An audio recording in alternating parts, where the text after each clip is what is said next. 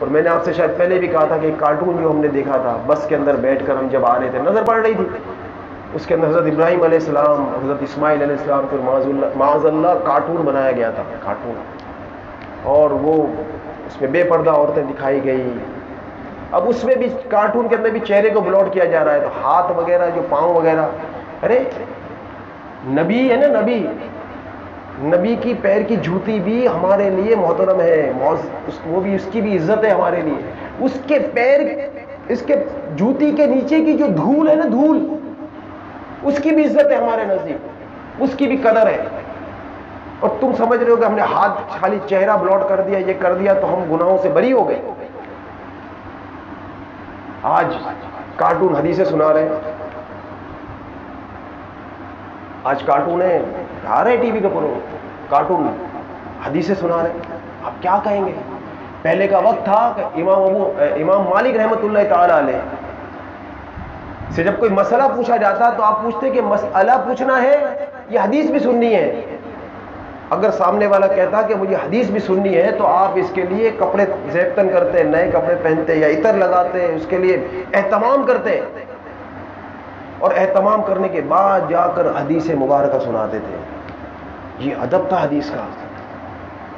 اور آج کارٹون کے ذریعے سے حدیثیں سنائی جا رہی ہے. میرے عزیز بھائیو, کیا ہوگا؟ یعنی ہمارے بچوں کو بھی ٹی وی کے سامنے بٹھانے کی عادت ڈالی جا رہی ہے کہ کارٹون دیکھو, مذہب کے نام پر کارٹون دیکھ لو, مذہب کے نام پر کارٹون, بیٹھنے کی عادت ڈالو ٹی وی کے سامنے. عادت ڈال لو گے تو نہیں پتا کہ اس کے بعد کون سا رخ آئے گا. اور آج یہی وجہ ہے کہ آج ہم غافل ہو گئے. آج موبائل کے اندر بھی گم ہے, نمازیں بھی جا رہی ہے, عبادت بھی جا رہی ہے. اور اب مجھے بتائیں کہ ٹی وی کے ذریعے سے ہم کتنوں کو نمازی بنا لیں گے. میں نے تو یہی دیکھا ہے کہ وقتی طور پہ تو اثر ہو جائے گا, لیکن نمازی نہیں بنتا. یہ نمازی بنانے کے لیے میں نے تو یہ دیکھا ہے محراب اور ممبر ہے. ہم نے تو محراب و ممبر سے بھی لوگوں کو اٹھا کر جا کے ٹی وی پہ بٹھا دیا ہے. آ جاؤ محراب و ممبر کو چھوڑ دو, ٹی وی کے سامنے بیٹھو. اور ایسا بھی ہے کہ ٹی وی کو محراب و ممبر پہ بٹھا دیا ہے, علماء کو وہاں سے ہٹا دیا ہم نے. کیا ہوگا؟ ہماری نسل کا کیا ہوگا؟ ہماری اولادوں کا کیا ہوگا؟ میرے عزیز بھائیوں, ایمان جو ہے نا, ایمان یہ سب سے بڑا ہمارے پاس خزانہ ہے, سب سے بڑی دولت ہے.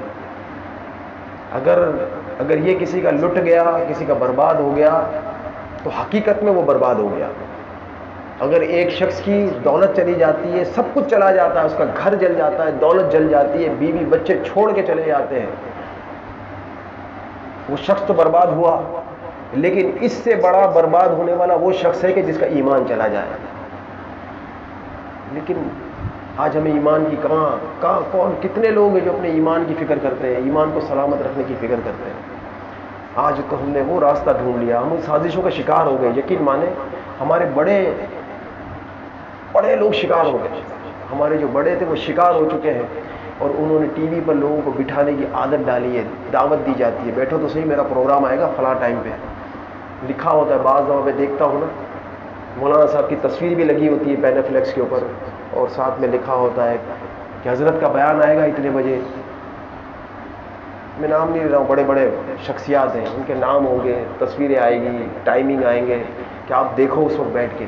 اب ٹی وی کے سامنے آپ بیٹھے ہوئے انتظار کر رہے ہو کہ حضرت کا بیان آئے گا, بیان سنیں گے.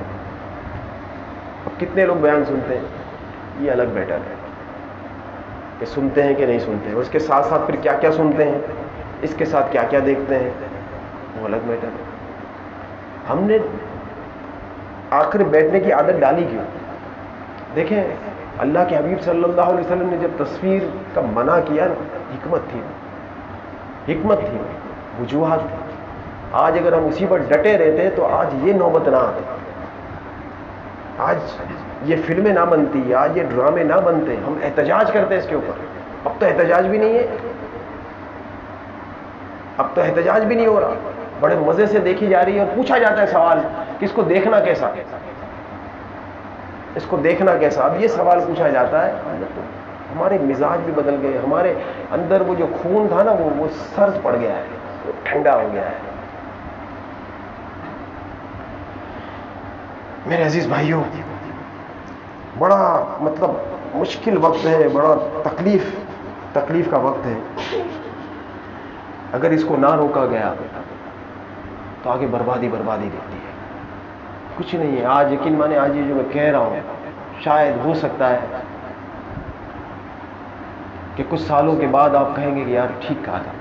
اور یہ میں ابھی سے نہیں کہہ رہا ہوں، یہ بھی تو اتنا زیادہ ہوا ہے نا، یہ بہت پہلے سے میں کہہ رہا ہوں.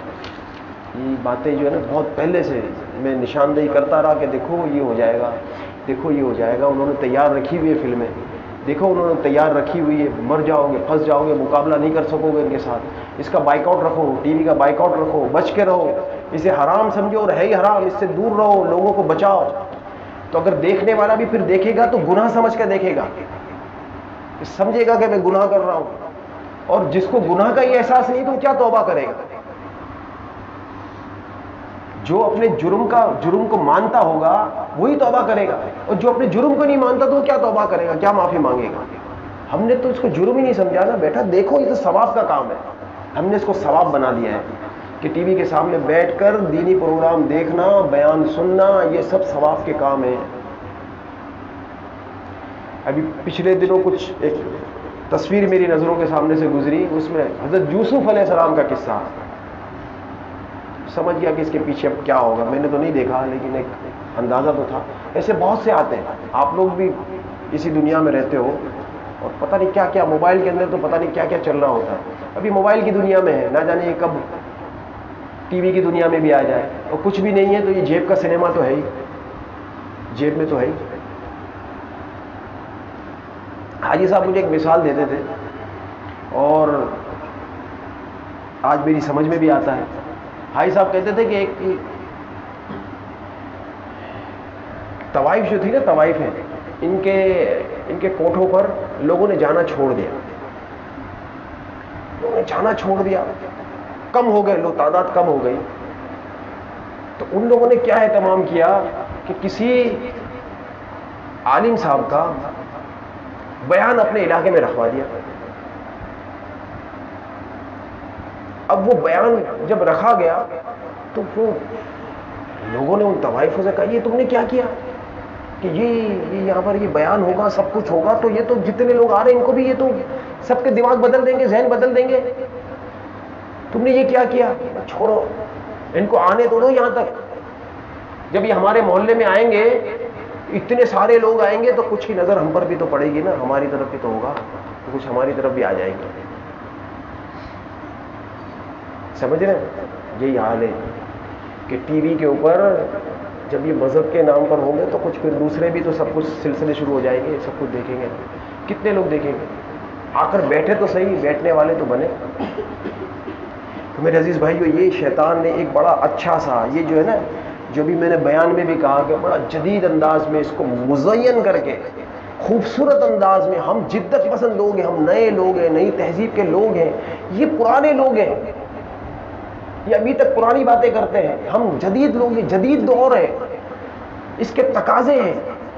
اگر ہم اس کے پیچھے نہیں چلیں گے ہم پیچھے رہ جائیں گے. تو شیطان نے بڑا مزین کر کے، بڑا خوبصورت کر کے ان کو پیش کیا گیا ہے کہ اس طریقے سے تم دین کا کام کرو تو تمہارا دین کا کام ہوگا. اور آج بس اسی پر بیٹھک ہو گئی اور لوگوں کے آگے مجھے ایمان کے خطرہ ہی خطرہ لگتا ہے کہ پتہ نہیں کتنوں کے ایمان بچیں گے اور کیا ہوگا. ہماری نسل کا ان کو سمجھانے والا کون ہوگا؟ ان کو کون بتائے گا کہ یہاں پر یہ انہوں نے یہ تحریف کی ہوئی ہے، تبدیلی کر دی ہے، انہوں نے یہاں پر بدل دیا ہے، یہ اس طرح کا تو تھا ہی نہیں، اس طرح کا تو تھا ہی نہیں. پھر بے پردہ عورتیں دکھائی جائے گی تو ہماری عورتوں دیکھیں گے تو بولیں گے یار بے پردہ رہنا کوئی مسئلہ تھوڑی ہے. پھر داڑھی چھوٹی چھوٹی ہوگی تو بولے چھوٹی داڑھی تو تھی، ہم نے اس میں دیکھا تھا. معاذ اللہ کسی صحابی کا اگر چہرہ دکھایا گیا یا کسی نبی کا معاذ اللہ چہرہ، اس کو داڑھی اگر چھوٹی دکھائی گئی، بولیں گے دیکھو یہ ہم کہتے ہیں نا چھوٹی داڑھی ہے تو کیا ہوگا، یا داڑھی منڈا معاذ اللہ، کوئی پتہ نہیں ہے ان کا تو کیا ہوگا.